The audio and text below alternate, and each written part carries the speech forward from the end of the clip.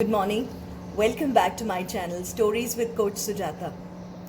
A farmer put up a board saying puppies for sale, and a little boy went to see whether he can buy a puppy for himself. He could buy a puppy for himself.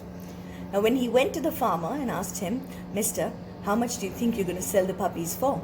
The farmer said, anywhere between $30 and $50. The little boy was a little disappointed and said, you know what, I have only $2.37. Can I still try, please?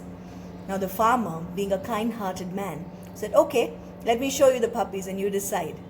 And he whistled. He whistled and his dog, Lady, came out with her 5 little fur balls. I love puppies, don't you? And when the little boy closely observed the 5 puppies, he quickly zeroed in on one of them and said, hey, what happened to this one? The farmer said, now this one doesn't have a hip socket, was born without a hip socket. So I'm sorry, little boy, but he's going to limp for the whole of his life. He will not be able to jump and play. So I don't think he's a good choice. Now the little boy was a little offended, but still said, no, but I like him. I think I'm going to take him. I'll give you all the money I have, $2.37. The farmer was confused. He said, little boy, I don't think it's a good decision. It's not a wise decision. Now this little puppy will not be able to jump and play with you. He will grow up with a lifelong limp. Why do you want to go ahead and buy him? In fact, I'm going to give him to you free of cost. Now this little boy, with tears in his eyes, said, hey, mister, I don't think I want to take this for free. This little puppy is as good or even better than all these puppies. In fact, he's the one that I actually want.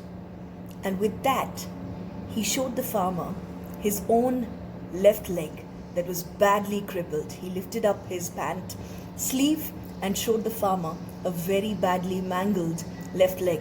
And he said, when this puppy grows up and he's not able to play and run like the others, he will need someone to understand him. And who better than me? We'll be good for each other.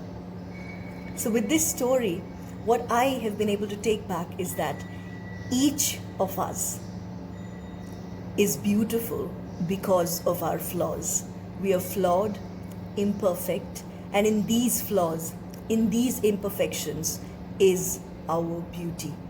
Each of us is special.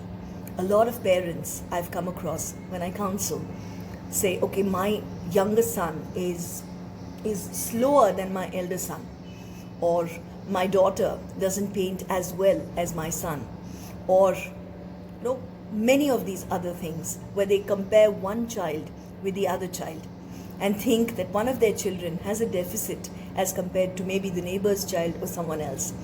That's when I tell them the story and say each one of us has a speciality, has a strength. In the flaw that the Almighty created, He gave you a great strength that you could actually use, that could be beneficial, could be useful throughout your life. So let's remember this.